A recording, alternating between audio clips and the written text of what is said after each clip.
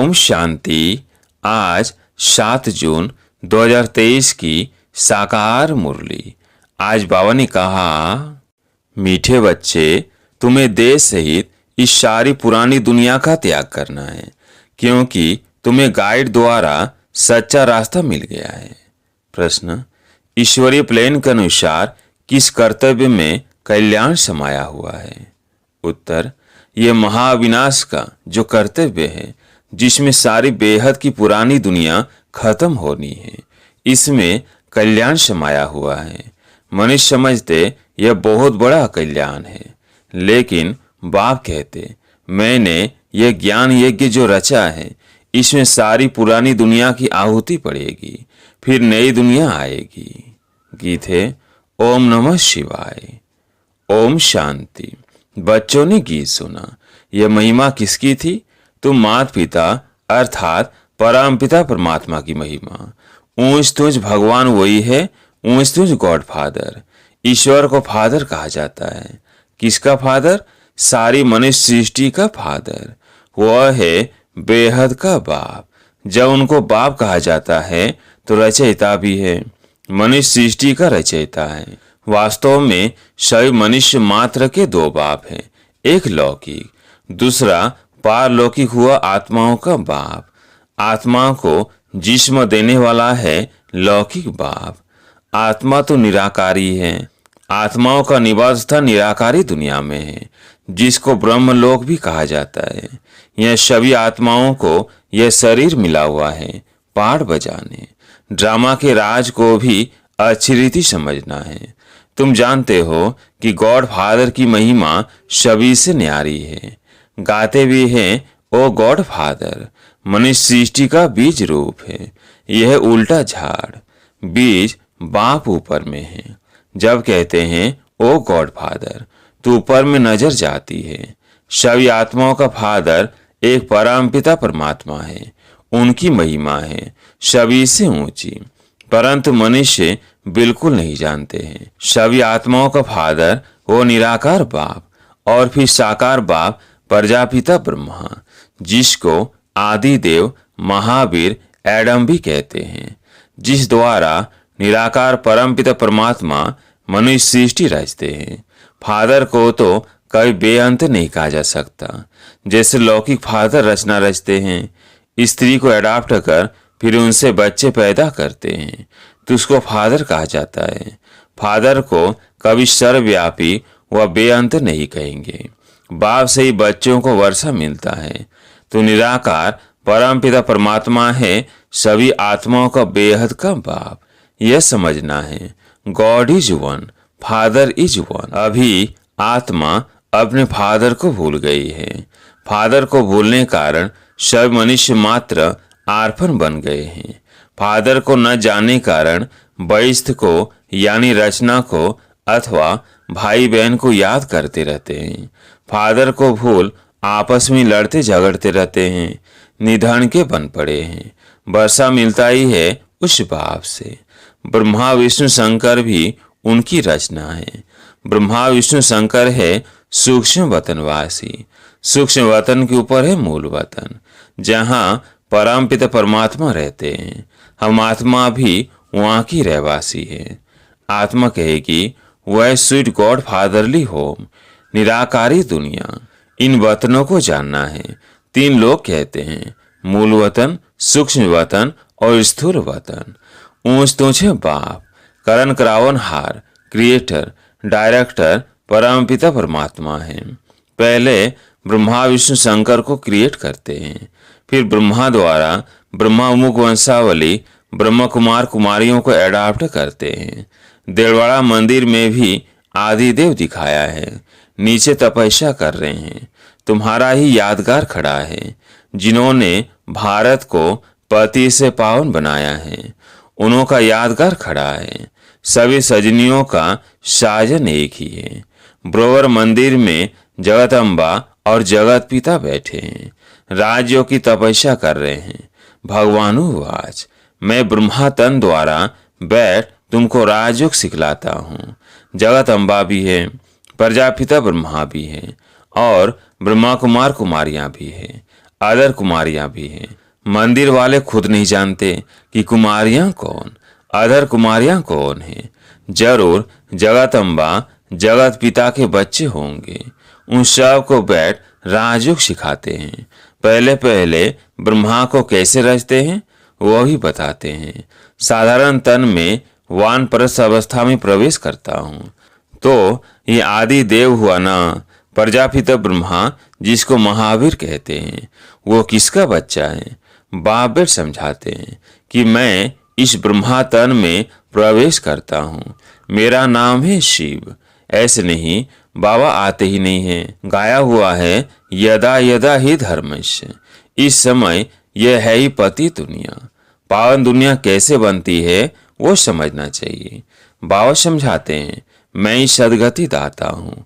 गंगा नदी को गति सदगति दाता नहीं कह सकते। पति तो पावन परमपिता परमात्मा ही है। वो हेवनली गॉड फादर ही शौर की स्थापना करते हैं, जबकि उनकी संतान है। तो फिर क्यों नहीं गॉड फादर से शौर का वर्षा मिलना चाहिए। समझ की बात है ना। देलवाड़ा मंदिर में भी पूरा यादगार है।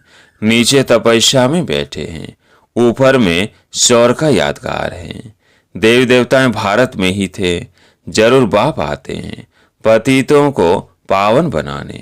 कहते हैं मैं कल्प कल्प कल्प के संगम युगे युगे आता हूँ। संगम युग है ऑस्पिशियस युग, जबकि कलयुग के अंत में मैं आकर सतयुग की स्थापना करता हूँ। यह बाप समझाते हैं। वह जन्म मरण रहित थे। मनुष्य को भगवान नहीं कहा जा सकता। मनुष्य तो 84 जन्म लेते हैं। तुम बच्चे जानते हो यह है मृत्यु लोक। सतयुग को कहा जाता है अमर लोक। यह रौरव नरक। मनुष्य मात्र सब एक दो को काटते रहते हैं। भारत ही पावन था जिसमें देवी देवताएं राज्य करते थे। बाप आते ही हैं पति दुनिया पति शरीर में। जरूर जो पहले सतयुग में आए होंगे उनके ये अंतिम जन्म के तन में बाप आए होंगे। गाया भी जाता है आत्मा परमात्मा अलग रही बहुकाल। पूरा हिसाब हो गया ना। पहले पहले आदि सनातन देवी देवता धर्म वाले ही थे। 84 जन्म भी उन्हों के ही थे। इस्लामी बौद्ध आदि 84 जन्म नहीं ले सकते हैं। भारत है ही परमपिता परमात्मा का बर्थ प्लेस। सब खंडों से ऊंचे भारत खंड। परंतु अभी है कलयुग। बाबा ने समझाया है वह अविनाशी वर्ल्ड ड्रामा। इसका कभी विनाश नहीं होता। वर्ल्ड की हिस्ट्री जोग्राफी रिपीट होती है। जिस नॉलेज को जान सुदर्शन चक्रधारी बनते हैं वही चक्रवर्ती राजा बनेंगे। भारत में जब देवी देवताओं का राज्य था तो कोई धर्म नहीं था। नए भारत में नई राजधानी देवी देवताओं की थी। वर्ल्ड ऑलमाइटी अथॉरिटी का राज्य था। उन पर कोई जीत पा ना सके। श्री लक्ष्मी नारायण सारे विश्व के मालिक थे। उन्हों को विश्व का मालिक बनाने वाला जरूर विश्व का रचयिता ही होगा। वो है परमपिता परमात्मा गॉड फादर। इस समय देवी देवताओं का नाम निशान नहीं है। देवी देवताओं के सिर पर चित्र है, परंतु उनके ऑक्यूपेशन को कोई भी जानते नहीं। इस समय गवर्नमेंट में भी कोई ताकत नहीं रही है। अपने धर्म का पता नहीं है। कहा जाता है रिलीजन इज माइट। रिलीजन स्थापन करने वाला है बाप। उनको ही सर्वशक्तिमान कहा जाता है। तो गॉड फादर फादर भी है। फिर उनको नॉलेजफुल कहा जाता है तो टीचर भी है। और फिर उनको पतित पावन कहा जाता है तो सदगुरु भी है। उनका कोई फादर नहीं। वह है सुप्रीम फादर, सुप्रीम टीचर, क्योंकि नॉलेजफुल है। और कोई ही मनुष्य ड्रामा के आदि मध्य अंत की नॉलेज को नहीं जानते। सदगति दाता भी सबका वो एक है। उनका कोई गुरु नहीं। वही बेहद का बाप, बेहद का टीचर और बेहद का सदगुरु है। बाप समझाते हैं भारत अब कंगाल पतित है। पतित बनाती है माया रावण। अब भारत आसुरी राजस्थान है। सतयुग में दैवी राजस्थान था जिसको स्वर्ग हेवन कहा जाता है। भारत ही ऊंच से ऊंच अविनाशी खंड है। अविनाशी बाप का यह बर्थ प्लेस है। भारत खंड कई विनाश को नहीं पाएगा और सब खत्म हो जाएंगे। तो बाप का भी इस ड्रामा में पार्ट है, जो इस पतित सृष्टि को पावन बनाकर आदि सनातन धर्म की स्थापना करते हैं। शंकर द्वारा अनेक धर्मों का विनाश। यह विनाश कोई अकल्याणकारी नहीं है, यह रुद्र ज्ञान यज्ञ जिससे विनाश ज्वाला प्रज्वलित हुई है। बाप कहते हैं, गीता का रचयिता मैं निराकार परमपिता परमात्मा हूँ। मनुष्यों ने फिर श्री कृष्ण का नाम डाल दिया है। भगवानुवाच, मैं तुमको राजयोग सिखलाता हूँ, तुम राजयोगी हो। तुम्हें सारी पुरानी सृष्टि का देश सहित जो कुछ है सबका त्याग करना है। मैं गाइड बन सबको वापिस ले चलने आया हूँ। बाप ही दुखों से लिबरेट करते हैं। आधा कल्प है भक्ति अर्थात रावण राज्य, और आधा कल्प है राम राज्य। ये बाप बेट समझाते हैं, कोई मनुष्य नहीं समझाते। अरे बाप आत्माओं से बात करते हैं, समझाते हैं, बच्चे तुम्हारा यह प्रवृत्ति मार्ग। भारत में प्यूरिटी थी तो पीस प्रोस्पेरिटी भी थी, अप्यूरिटी नहीं तो पीस प्रोस्पेरिटी भी नहीं। सब रोगी दुखी है। अरे भारत दुखधाम है, भारत ही सुखधाम था। अब बाप कहते हैं, बच्चे मेरे साथ योग लगाओ। पहले तो निश्चय होना चाहिए कि हम आत्मा है, ना कि परमात्मा। परमात्मा की तो महिमा बहुत भारी है। तुम भी सतयुग में सपवित्र थे, अब अपवित्र बन गए हो। ब्राह्मण, देवता, क्षत्रिय, वैश्य, शूद्र यह वर्ण है ना। तुम हो प्रजापिता ब्रह्मा की औलाद ब्राह्मण। आदि देव ब्रह्मा को किसने जन्म दिया? बाप कहते हैं, मैंने इसमें प्रवेश कर इनका नाम ब्रह्मा रखा, इनको अडॉप्ट किया। ये भागीरथ हैं, इनके द्वारा मैं तुम्हें माया पर जीत प्राप्त कराता हूँ। बाकी कोई युद्ध आदि का मैदान नहीं है। तुम हो अहिंसक। हिंसा डबल होती है, एक तो काम कटारे की हिंसा, दूसरी फिर एक दो को मारने की हिंसा। बाबा कहते हैं, यह काम महाशत्रु है, इनसे तुमने आदि मध्य अंत दुख पाया है। रावण राज्य द्वापर से शुरू होता है, जबकि ब्रह्मा की रात शुरू होती है। ये संगम युग ही सबसे कल्याणकारी है। पीछे तो नीचे उतरते जाते हैं। देवता से क्षत्रिय, क्षत्रिय से वैश्य, शूद्र वर्ण में आना ही है। जो ब्राह्मण धर्म के होंगे वही आकर ब्रह्म कुमार, ब्रह्म कुमारियां बनेंगे। बाप समझाते हैं, भारत जीवन मुक्त था, अभी जीवन बंद है। बाबा आकर सेकंड में जीवन मुक्ति देते हैं। बाप से भारत को कल्प कल्प बेहद सुख का वर्षा मिलता है। मुक्ति जीवन मुक्ति का वर्षा मनुष्य को दे ना सके। पार ले जाने वाला एक ही सतगुरु है। तुम विश्व के रचयिता बाप द्वारा विश्व के मालिक बन रहे हो। बाप कहते हैं, मैं तो निष्काम हूँ।